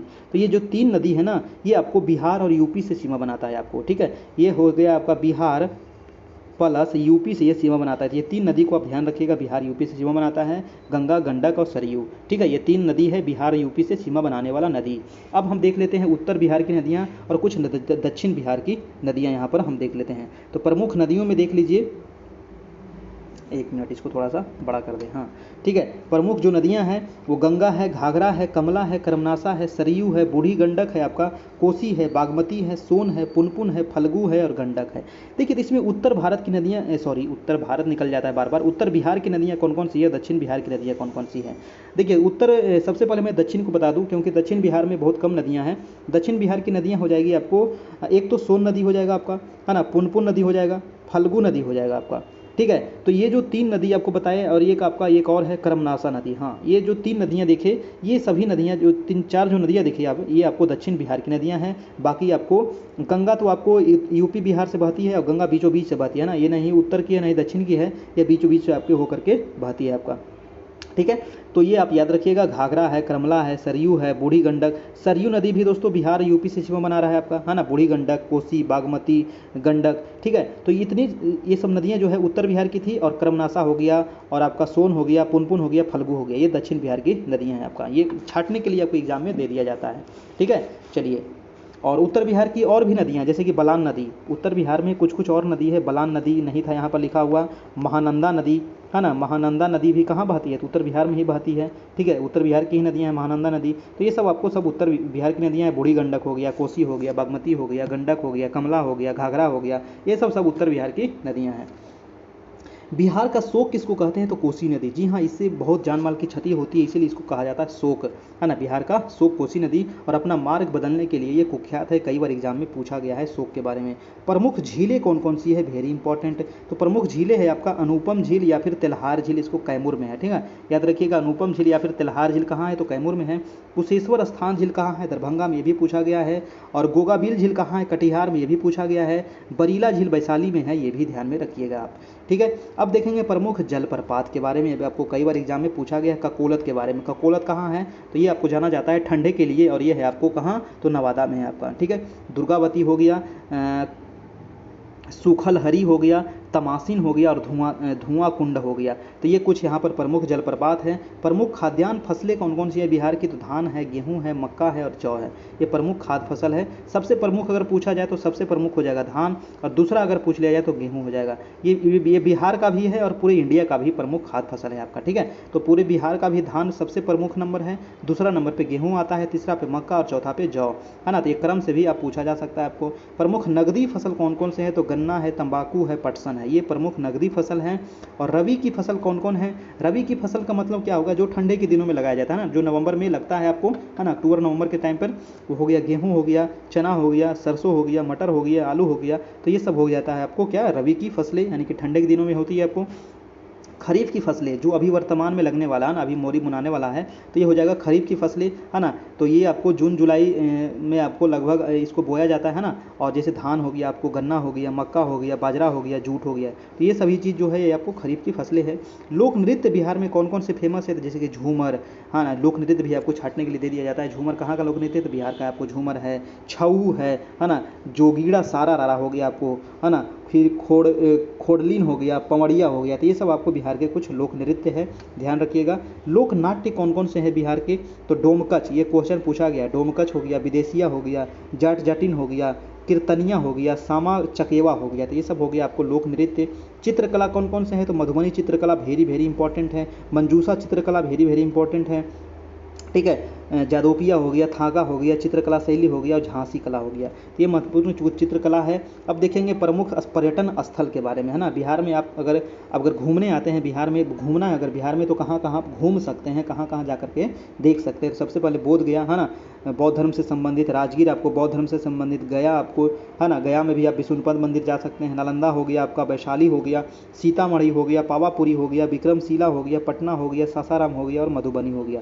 तो ये कुछ पर्यटक स्थल है बिहार के जहाँ पर आप जा करके घूम सकते हैं, ठीक है। चलिए, ये पर्यटक स्थल है। अब देखेंगे बिहार में कौन कौन से प्रमुख धर्म है ना, कौन कौन से प्रमुख धर्म के लोग यहाँ पर रहते हैं। तो सबसे जो हिंदू है, ये सबसे ज़्यादा लोग यहाँ पर है, 82.69% यहाँ पर हिंदू है, मुस्लिम यहाँ पर 16.87% है, ईसाई यहाँ पर 0.12% है, सिख यहाँ पर 0.02% है, जैन यहाँ पर 0.02, बौद्ध 0.02 और अन्य 0.01। तो ये रहा आपका प्रमुख धर्म। प्रमुख पर्व कौन कौन से हैं, ये भी आपको एग्जाम में पूछा जाता है, जैसे कि दिवाली हो गया, छठ तो महापर्व में आता है आपको, है ना। राज्य का एक महापर्व कौन सा है, तो वह है छठ पूजा, ठीक है, बड़े धूमधाम से मनाया जाता है। होली हो गया, दशहरा हो गया, रामनवमी हो गया, वट हो गया, तो ये सब कुछ यहाँ पर पूजा है, ये ध्यान रखिएगा, पर्व त्यौहार है। अब देखेंगे बिहार का शोक किसको कहते हैं, तो कोसी नदी आप देख लिए थे। महापर्व कौन सा है, तो छठ है ना। राजकीय मेघा दिवस याद रखिएगा, ये काफ़ी इंपॉर्टेंट है। राजकीय मेघा दिवस वो आपका 3 दिसंबर हो गया। और सर्वोच्च शिखर बिहार का कौन सा है, तो वह है सोमेश्वर की पहाड़ी। सोमेश्वर की पहाड़ी कहाँ है दोस्तों, तो वह है पश्चिमी चंपारण में, और इसकी जो ऊंचाई है वो है 874 मीटर, 874, है ना, याद रखिएगा 874 मीटर सोमेश्वर जो बिहार की सबसे ऊंचा शिखर है। पटना विश्वविद्यालय की स्थापना हुई थी आपको 1917 में, पटना विश्वविद्यालय की स्थापना 1917 में। पटना मेडिकल कॉलेज की स्थापना हुई थी, PMCH यानी पटना मेडिकल कॉलेज 1925 में। और सदाकत आश्रम की स्थापना हुई थी आपको 1921 में, ठीक है। तो ये आपको बार बार एग्जाम में पूछा जाता है, ये तीनों काफ़ी इंपॉर्टेंट था यहाँ पर। और अब देखेंगे महात्मा गांधी सेतु, जी हाँ, जो आपका महात्मा गांधी सेतु है, इसका निर्माण हुआ था 1982 में, और इसकी लंबाई कितनी है, तो 5575 मीटर, है ना, 5575 मीटर इसकी लंबाई है, याद रखिएगा। महात्मा गांधी सेतु गंगा नदी पर जो बना हुआ है। बिहार आने वाले पर्यटकों की संख्या कितनी है, 2019 में बिहार में कितने पर्यटक आए थे, तो 350 लाख आया था पर्यटक दोस्तों, है ना। 2019 से जो पर्यटक आया है अभी तक 350.8 लाख। बिहार राज्य पर्यटन विकास निगम का टैग लाइन क्या है, तो इसका टैग लाइन है ब्लिसफुल बिहार। ये भी आपको एग्जाम में पूछा गया है बीपीएससी में, कि जो बिहार राज्य पर्यटन विकास निगम है, इसका टैग लाइन पूछा गया है। तो टैग लाइन याद रखिएगा, इसका जो टैग लाइन है वो है ब्लिसफुल बिहार, है ना। ये बीपीएससी में पूछा गया क्वेश्चन है आपको, ठीक है। अगला है कि महाबोधि जो मंदिर है, ये भी आपका काफ़ी इंपॉर्टेंट प्रश्न है। महाबोधि जो मंदिर है बोधगया में, इसको यूनेस्को द्वारा विरासत सूची में शामिल किया गया है। और ये शामिल कब किया गया था, तो जुलाई 2002 में शामिल किया गया था, ठीक है, याद रखिएगा। बिहार का गौरव सम्मान की जो शुरुआत हुई थी वो 2009 में हुई थी, बिहार गौरव सम्मान की शुरुआत। बिहार विद्यापीठ की स्थापना कब हुई थी, तो 6 फरवरी 1921 को हुई थी, महात्मा गांधी जी ने किया था बिहार विद्यापीठ की स्थापना, ठीक है। ये पटना में ही है आपका, ठीक है। अब हम यहाँ पर देखने वाले हैं बिहार में प्रथम, जी हाँ, अब क्या देखने वाले हैं, बिहार में प्रथम, है ना, कि बिहार में प्रथम राज्यपाल कौन थे, तो बिहार में प्रथम जो राज्यपाल थे वो जयराम दास दौलत राम थे, ठीक है, याद रखिएगा। बिहार में प्रथम मुख्यमंत्री कौन थे, तो श्री कृष्ण सिंह। प्रथम मुस्लिम राज्यपाल कौन थे, तो जाकिर हुसैन। प्रथम मुस्लिम मुख्यमंत्री कौन थे, तो अब्दुल गफूर। प्रथम महिला मुख्यमंत्री राबड़ी देवी। प्रथम दलित मुख्यमंत्री भोला पासवान शास्त्री। प्रथम निर्दलीय मुख्यमंत्री कौन थे, तो प्रथम निर्दलीय जो थे वो थे महामाया प्रसाद सिन्हा। और प्रथम मुख्य न्यायाधीश कौन थे, तो सर एडवर्ड एम चैम्स चमियार, ठीक है। और आगे देखते हैं, प्रथम विधानसभा अध्यक्ष कौन थे, है ना, तो प्रथम विधानसभा जो अध्यक्ष थे वो राम दयालु सिंह, और स्वतंत्रता पूर्व से ये थे। और बिंदेश्वरी प्रसाद वर्मा, ये स्वतंत्रता के बाद थे, तो स्वतंत्रता पूर्व स्वतंत्रता के बाद याद रखिएगा प्रथम विधानसभा अध्यक्ष। प्रथम विधानसभा उपाध्यक्ष कौन थे, तो अब्दुल बारी जो स्वतंत्रता से पहले से, और देव शरण सिंह ये स्वतंत्रता के बाद बने थे, ठीक है। चलिए, अब विधानसभा के प्रथम विपक्ष के नेता कौन थे दोस्तों, तो एस के बागे। और प्रथम विधानसभा परिषद के सभापति कौन थे, तो राजीव रंजन प्रसाद स्वतंत्रता के बाद। और प्रथम विधान परिषद के उपसभापति कौन थे, तो सईद हसन इमाम स्वतंत्रता के पहले। और श्याम प्रसाद सिन्हा ये स्वतंत्रता के बाद थे। विधान परिषद के प्रथम महिला सभापति कौन बनी, तो राजेश्वरी देवी, याद रखिएगा, ये आपको प्रथम महिला वाला पूछ सकता है आपको एग्जाम में, है ना। राज्य महिला आयोग के प्रथम अध्यक्ष कौन थे, तो राज्य महिला आयोग के प्रथम अध्यक्ष थे मंजू प्रसाद। बिहार में प्रथम शिक्षा मंत्री याद रखिएगा सर गणेश दत्त। सर्वोच्च न्यायालय के मुख्य न्यायाधीश वाले प्रथम बिहारी कौन थे? तो स्वर्गीय भुवनेश्वर प्रसाद सिन्हा। जी हाँ, याद रखिएगा, सर्वोच्च न्यायालय यानी कि सुप्रीम कोर्ट सर्वोच्च न्यायालय के मुख्य न्यायाधीश बनने वाले प्रथम बिहारी थे, ये भी काफ़ी इंपॉर्टेंट है। वो कौन थे? तो स्वर्गीय भुवनेश्वर प्रसाद सिन्हा थे। पटना उच्च न्यायालय के प्रथम मुख्य न्यायाधीश, जी हाँ, ये भी काफ़ी इंपॉर्टेंट है, वो थे आपको सर एडवर्ड मेनार्ड चैम्स चैमियार। ठीक है, और पटना उच्च न्यायालय की स्थापना कब हुई थी? तो 1916 में हुई थी, याद रखिएगा। ठीक है, और इसके प्रथम न्यायाधीश कौन थे? स्वतंत्रता पूर्व, तो स्वतंत्रता पूर्व जो न्यायाधीश थे वो सर एडवर्ड मेनार्ड चैम्स चैमियर। ठीक है, पटना उच्च न्यायालय के प्रथम मुख्य न्यायाधीश स्वतंत्रता के बाद कौन बने थे? तो सर क्लिफोर्ड मनमोहन अग्रवाल। ठीक है, पटना उच्च न्यायालय की पहली महिला मुख्य न्यायाधीश, काफ़ी इंपॉर्टेंट है, महिला वाला पूछा जा सकता है, सुश्री रेखा मनहरलाल दोषित। याद रखिएगा, सुश्री रेखा मनहरलाल दोषित। अब देखेंगे बिहार के प्रथम राष्ट्रपति थे डॉक्टर राजेंद्र प्रसाद। जी हाँ, जो बिहार से थे, है ना, बिहार से प्रथम राष्ट्रपति कौन बने थे? तो राजेंद्र प्रसाद ही थे, और ये बिहार के थे। बिहार के प्रथम राजनीतिक के जो लोकसभा के अध्यक्ष भी हुए तो वो थे बली राम भगत, जो 5वीं लोकसभा में बने थे आपका। बिहार से लोकसभा की पहली महिला अध्यक्ष कौन थी? तो मीरा कुमार, ये भी काफ़ी इंपॉर्टेंट है, याद रखिएगा, है ना। बिहार से लोकसभा की ये पहली महिला अध्यक्ष बनी थी मीरा कुमार, और ये कहाँ से थी? तो बिहार से थी, है ना। ये 2009 में बनी थी आपको कांग्रेस की सरकार में। अब देखते हैं कि प्रथम बिहारवासी उप मुख्य प्रधानमंत्री कौन थे? तो डॉक्टर जगजीवन सिंह, है ना। प्रथम बिहारवासी उप प्रधानमंत्री, ये भी काफ़ी इंपॉर्टेंट है, तो प्रथम थे आपको, और बिहार के थे तो वो थे डॉक्टर जगजीवन राम। पहला बार राष्ट्रपति शासन लागू हुआ था पहली बार बिहार में तो 29 जून 1968 को, ये भी काफ़ी इंपॉर्टेंट है, आपको पूछ सकता है कि बिहार में सबसे पहली बार राष्ट्रपति शासन कब लागू हुआ? तो 1968 में हुआ था। ठीक है, अब देखेंगे कि प्रथम हिंदी समाचार पत्र जो साप्ताहिक जो बिहार में हुआ था, वो हुआ था बिहार बंधु 1874 में, इसको मतलब प्रथम समाचार पत्र का प्रकाशन हुआ था आपका। प्रथम हिंदी समाचार पत्र जो दैनिक था, यानी कि दैनिक का मतलब डेली निकलता था, वो था सर्वहितैषी, और साप्ताहिक जो था वो सप्ताह में एक बार निकलता था आपका। ठीक है, तो सर्वहितैषी था वो दैनिक था, वो 1832 में इसका प्रकाशन किया गया था। अब दोस्तों देखते हैं यहाँ पर प्रथम जो दैनिक समाचार पत्र था वो था आपका सर्च लाइट। प्रथम दैनिक समाचार पत्र जो अंग्रेजी में था आपका वो था सर्च लाइट। ये क्वेश्चन आपको एग्जाम में पूछा गया है ना, याद रखिएगा। इसके संपादक थे मुरली मोहन। प्रथम साप्ताहिक अंग्रेजी समाचार पत्र कौन था? तो द बिहार हेराल्ड था। ये भी क्वेश्चन पूछा गया एग्जाम में 1875, है ना। प्रथम साप्ताहिक अंग्रेजी समाचार पत्र। प्रथम हिंदी फिल्म कौन था दोस्तों? तो वो था कल हमारा है ना। बिहार का प्रथम हिंदी फिल्म कल हमारा है। प्रथम मैथिली फिल्म था कन्यादान, ये क्वेश्चन पूछा गया है। प्रथम भोजपुरी फिल्म हे गंगा मैया तोरे पीरी चढ़े वो, ये भी क्वेश्चन पूछा गया है। प्रथम गणराज्य वजीर संघ, ये भी पूछा गया है। प्रथम अशोक चक्र प्राप्त करता स्वर्गीय रणधीर वर्मा, ये भी पूछा गया प्रश्न है। ज्ञानपीठ पुरस्कार प्राप्त करने वाले प्रथम बिहारी कौन थे? तो डॉक्टर रामधारी सिंह दिनकर, है ना। ये भी क्वेश्चन आपको पूछा गया है। तो ये सब प्रश्न आपको बार बार एग्जाम में कहीं ना कहीं आपको बिहार के एग्जाम में क्वेश्चन पूछा गया है, जो आपको पूछे जाने की भी संभावना है। बिहार के प्रथम नगर पालिका जो था वो आरा नगर पालिका था। ये काफ़ी इंपॉर्टेंट है ना। बिहार का प्रथम नगर पालिका कौन सा है? तो वो आरा नगर पालिका 1865 है।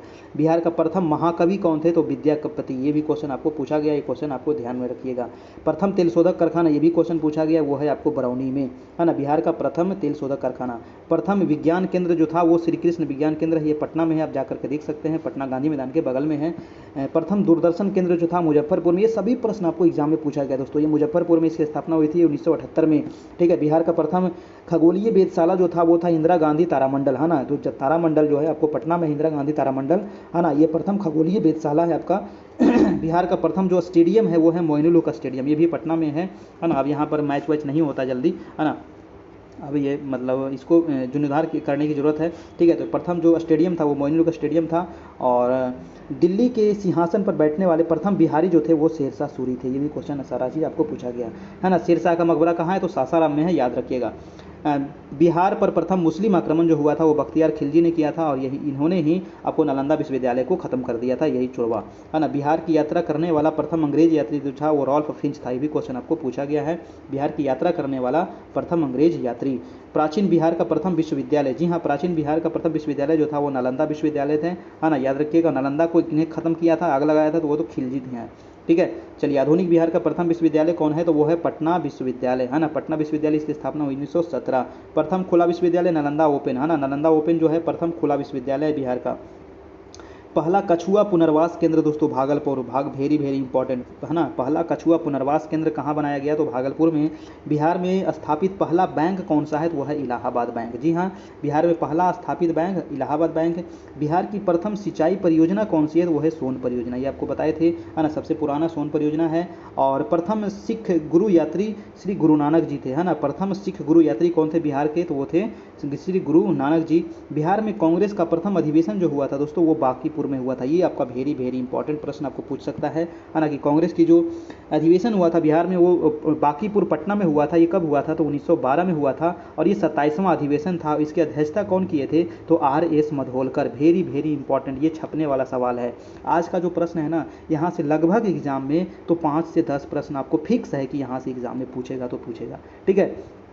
चलिए, तो बिहार के ये प्रथम अधिवेशन हो गया था आपका। अब देखेंगे प्रथम मगध की प्रथम राजधानी कौन थी, तो वो राजगीर थी है ना। मगध की प्रथम राजधानी राजगिरी है, जिसको अभी वर्तमान में राजगीर कहते हैं है ना, और इसी को गिरिब्रज भी कहा जाता था, और ये दक्षिण बिहार में है, ठीक है। बिहार का प्रथम योग विश्वविद्यालय दोस्तों मुंगेर में खुला है और इसकी स्थापना हुई थी 1863 में। जी हाँ, बिहार में प्रथम, जी सॉरी बिहार नहीं, विश्व में प्रथम था आपका, सॉरी विश्व में प्रथम, सोच रहे हैं ना, विश्व में प्रथम योग विश्वविद्यालय है, तो आपको काफ़ी इंपॉर्टेंट है। और ये मुंगेर बिहार में है और इसकी स्थापना हुई थी 1863 में। प्रथम जैन संगीति कब हुआ था, तो पाटलिपुत्र में हुआ था 322 या 300 ईस्वी पूर्व में हुआ था आपको प्रथम जैन संगीति। प्रथम बौद्ध संगीति कब हुआ था, तो राजगीर में हुआ था है ना, 483 में हुआ था। प्रथम गणितज्ञ कौन थे, तो आर्यभट्ट थे आपके। देखिए, प्रथम जैन संगीति जो है अभी 4 जैन संगीति हो चुका है ना। प्रथम, द्वितीय, तृतीय और चतुर्थ। प्रथम हुआ था राजगीर में, दूसरा हुआ था आपको वैशाली में है ना, तीसरा हुआ था आपको पटना में, चौथा हुआ था आपको जम्मू कश्मीर में, ठीक है। चौथा कहाँ हुआ था, जम्मू कश्मीर में हुआ था। तो ये चारों याद रखिएगा, ठीक है। चलते हैं अब हम आगे।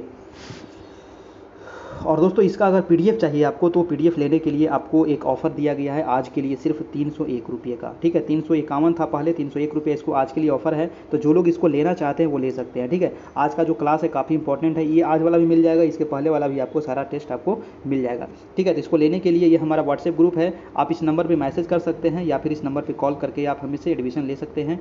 और यहाँ पर आपको सिर्फ एक बार 301 आज पेमेंट करना है, उसके बाद आपको जब तक एग्जाम ना हो जाए आपको PDF वीडियो नोट्स आपको मिलता रहेगा है ना, और डेली नॉवेल्स क्लास भी आपको वहाँ पर मिलेगी, ठीक है। आपको इस नंबर पे पेमेंट करना है, फ़ोन पे, गूगल पे या पेटीएम के माध्यम से, या व्हाट्सएप पे भी कर सकते हैं, अमेजन पे भी कर सकते हैं।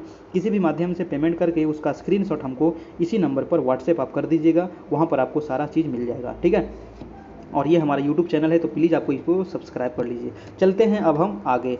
आप देखेंगे हम विधानसभा चुनाव, ठीक है, बिहार विधानसभा चुनाव हम यहाँ पर देखने वाले हैं। चलिए,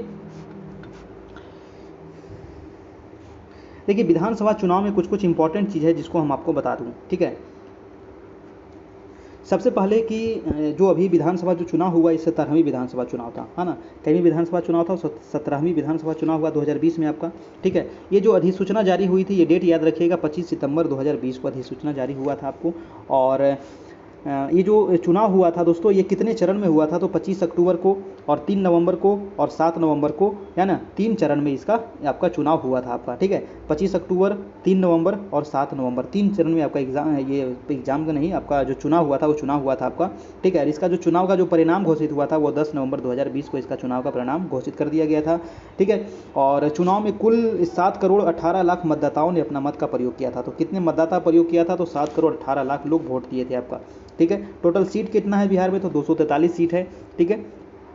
और 243 सीट में दोस्तों सबसे अधिक जो सीट मिला था वो एनडीए सरकार को मिला था, है ना। एनडीए यानी कि लोक जनतांत्रिक गठबंधन जो है एनडीए, इसको सबसे अधिक सीट मिला, यानी बहुमत ये इन्होंने प्राप्त किया। और जबकि महागठबंधन जो था इसको 110 सीटें मिला था आपका, और अन्य लोगों को 8 सीटें मिला था आपका, ठीक है। तो यहाँ पर टोटल सीट हो गई आपका। अब देखेंगे कि जो नीतीश कुमार थे वो 16 नवंबर 2020 को बिहार के मुख्यमंत्री के रूप में इन्होंने शपथ लिया था आपका, 7वीं बार ये शपथ लिए थे। ये आपको क्वेश्चन पूछा जा सकता है कि ये कितने बार ये शपथ लिए हैं दोस्तों, तो 7वीं बार इन्होंने बिहार का शपथ लिया है मुख्यमंत्री के रूप में, ठीक है। याद रखिएगा, उनके 14 मंत्रियों भी आपको शपथ ग्रहण लिया था। शपथ कौन दिलाया था, तो शपथ कौन दिलाता है, राज्यपाल, ठीक है, याद रखिएगा।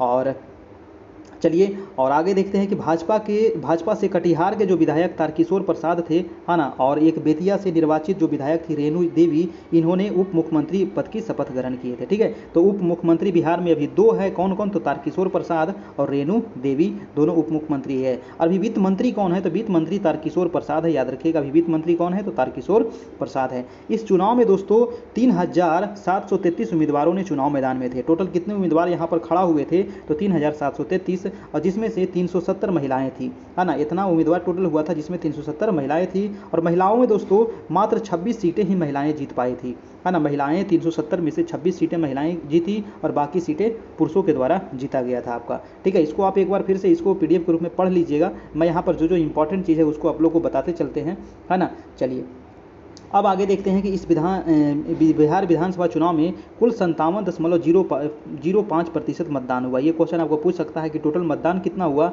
तो 57.05%, जिसमें से पुरुषों को मतदान प्रतिशत 54.68% रहा। इसमें 66 नए विधायक इसमें सभा में पहुंचे। 66 नया विधायक अबरी जीता है ना, बाकी सब पुरनगे जीत गया आपका। ठीक है, इस चुनाव में 75 सीटें जीत करके राजद जो है सबसे बड़ी पार्टी बनी थी दोस्तों। सबसे ज़्यादा सीट कौन जीता, तो वो राजद यानी कि राष्ट्रीय जनता दल के द्वारा, है ना। और वहीं भाजपा इन्होंने 74 सीटों को जीता था। दूसरे नंबर पर पार्टी सबसे बड़ी पार्टी रही थी आपका। ठीक है, इस चुनाव में बिहार के मुख्य निर्वाचन अधिकारी कौन थे, तो याद रखिएगा SR श्रीनिवास। ये क्वेश्चन आपको पूछ सकता है कि इस जो चुनाव हुआ था 2020 में, इसके मुख्य निर्वाचन अधिकारी कौन थे, तो HR श्रीनिवास। ये क्वेश्चन पूछा गया है, पूछ सकता है आपको। ठीक है, चलिए यहाँ पर नीचे आपको दिया गया है कि कौन कितना सीट जीता है, इसको आप देख लीजिएगा, है ना। भाजपा, जदयू, VIP, यहाँ पर जो टोटल सीट आपको कौन कौन कितना जीता है ये आपको दिया गया है, इसको आप यहाँ पर देख लीजिएगा।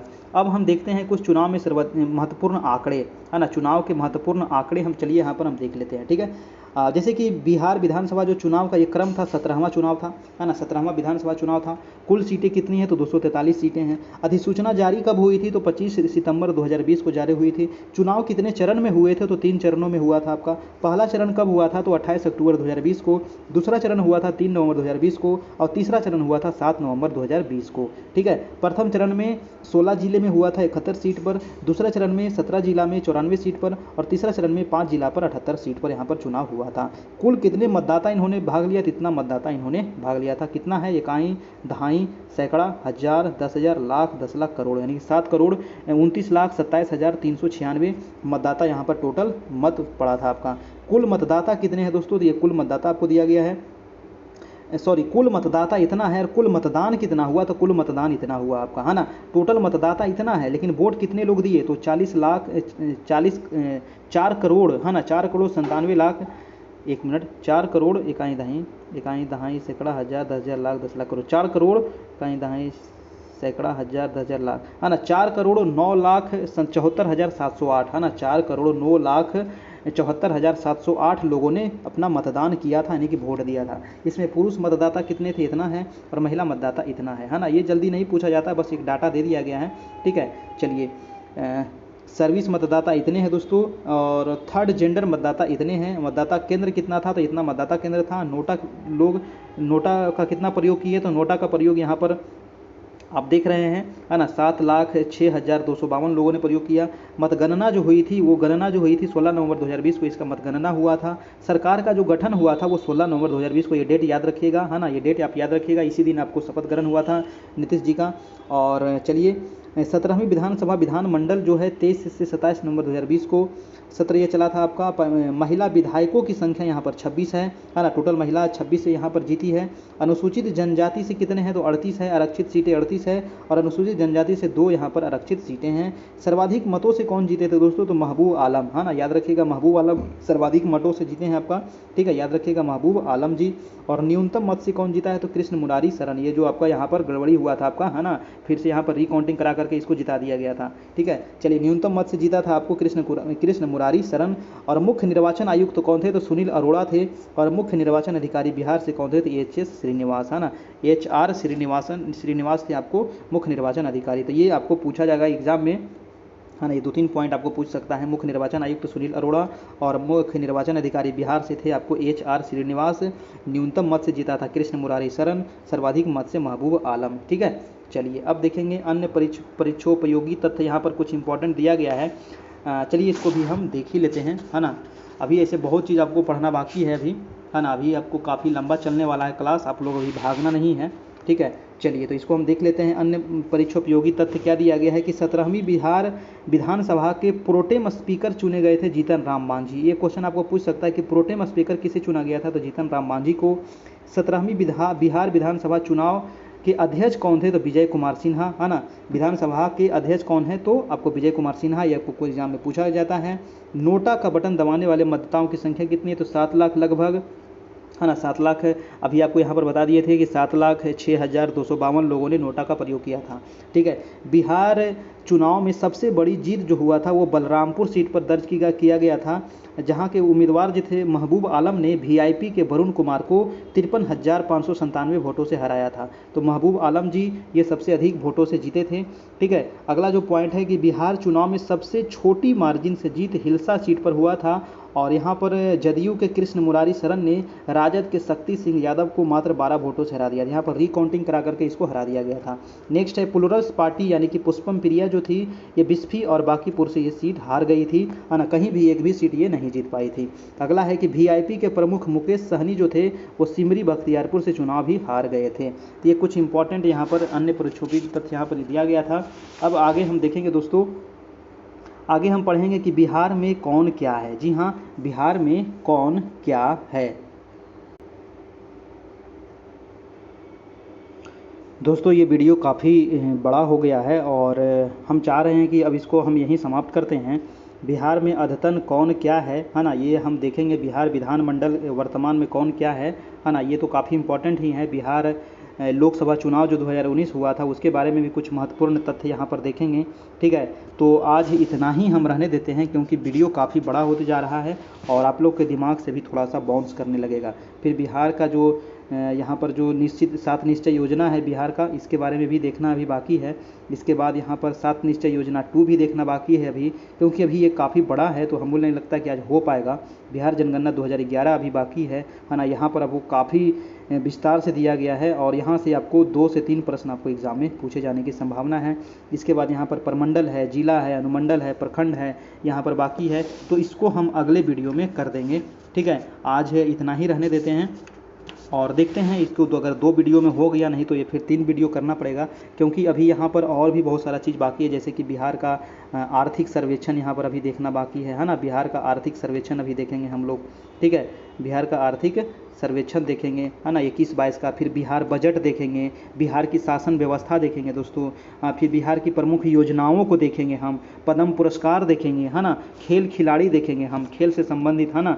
बिहार का जो पुरस्कार सम्मान दिया गया वो देखेंगे। बिहार के महत्वपूर्ण जो चर्चित व्यक्ति हैं उनको देखेंगे, ठीक है। चर्चित जो स्थान है उसके बारे में देखेंगे। तो अभी यहाँ पर थोड़ा सा 2 क्लास अभी लगभग और चल जाएगा, क्योंकि यहाँ पर बहुत सारा डाटा है दोस्तों, है ना। लगता है कि थोड़ा सा डाटा है लेकिन यहाँ पर बहुत ज़्यादा डाटा है। तो हम आज इतना ही रहने देते हैं, अगले क्लास में हम इसको फिर से हम करा देंगे। इस वीडियो को आप 1-2 बार देखिएगा, उसके बाद ही आपको ये पीडीएफ मिलेगा आपको, ठीक है। तो ये पीडीएफ आपको कल नहीं मिलेगा, ये पीडीएफ जो मिलेगा कल का जो क्लास हो जाएगा उसके बाद ही आपको ये पीडीएफ दिया जाएगा, ठीक है। तो अभी ये वीडियो को ही आप 1-2 बार देख लीजिए और यहाँ से आप रिवीजन कर लीजिए, उसके बाद आपको ये पीडीएफ मिल जाएगा। और ये पीडीएफ जो लोग नहीं लिए हैं अभी तक, तो आप हमसे जुड़ सकते हैं ये व्हाट्सएप ग्रुप से। अभी आपको जो ऑफ़र है 301 रुपये का ये ऑफ़र है। आप 301 रुपया इस नंबर पर पेमेंट करके, है ना, आपको एक बार ही पेमेंट करना है और 301 का पेमेंट करके आप हमसे जुड़ सकते हैं और आपको सारा पीडीएफ, अभी तक 55 क्लास हो गया है, 55 क्लास का पीडीएफ मिल जाएगा। उसके अलावा आपको बहुत सारा पीडीएफ वगैरह मिल जाएगा, ठीक है। और वीडियो मिल जाएगा, नोट्स मिल जाएगा, जहां से आपकी तैयारी पूरी हो जाएगी,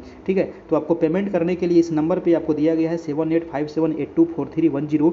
आप इस नंबर पे पेमेंट करके हमसे जुड़ सकते हैं। आप गूगल पे, फ़ोन पे, पेटीएम, अमेजन पे, व्हाट्सएप पे कुछ भी कर सकते हैं और स्क्रीनशॉट लेकर के हमको इस पर भेज दीजिएगा, आपको वहाँ पर मिल जाएगा, ठीक है। और ये हमारा चैनल, इसको आप जरूर से जरूर सब्सक्राइब कर ले। वीडियो अच्छा लगा हो ना तो एक लाइक ज़रूर कर दीजिएगा। चैनल पर नए हैं तो चैनल को सब्सक्राइब जरूर कर लीजिएगा, ठीक है। और ये रहा आपका सीटेट का भी क्लास चल रहा है दोस्तों, और अभी बहुत जल्द आप लोग की बिहार एसएससी की भी तैयारी आपको शुरू होने वाली है। तो आज हम इतना ही रहने देते हैं 55, ठीक है। कल इसमें जो बच गया है, क्योंकि काफ़ी लंबा हो जाता है तो बहुत सारे लोग कहते हैं कि सर इतना लंबा पढ़ाते हैं फिर मज़ा नहीं आता। आता है ना, क्योंकि दिमाग भी थक जाता है ना। और आज ऐसे भी हम थोड़ा सा फास्ट चले हैं, ठीक है। फास्ट चलने के बावजूद भी ये ख़त्म नहीं हो पाया, तो मैं इसको अगले क्लास में समाप्त कर दूंगा। और 500 से ज़्यादा प्रश्न तो आज लगभग हम करवा चुके हैं, है ना। 500 प्रश्न आपको कल होगा, 500 प्रश्न आपको परसों होगा, है ना। तभी डेली लगभग 500 प्रश्न चलेगा आपको। आप लोग को एकदम मैराथन क्लास चल रहा है, समझ लीजिए तो, ठीक है। और इतना अगर आप करते चलते हैं ना, तो आपकी निश्चित आपको तैयारी पूरी हो जाएगी। हमारा लक्ष्य है कि आप लोग को 20 तारीख तक आपको सारा कंप्लीट करवा देना है। 20 तारीख के बाद 2-4 दिन जो बचेगा उसमें हम रिवीजन करवा लेंगे, ठीक है। चलिए, तो आज इतना ही रहने देते हैं और फिर मिलेंगे नेक्स्ट वीडियो में। और आप लोग नहीं लिए हैं इसका PDF, तो आप इसको PDF ले सकते हैं, ठीक है। चलिए, आज के लिए ऑफर था मात्र 301 रुपये का। चलिए, धन्यवाद दोस्तों आप सभी का बहुत बहुत, और फिर मिलते हैं हम कल 9 बजे। तब तक के लिए good night, goodbye and take care.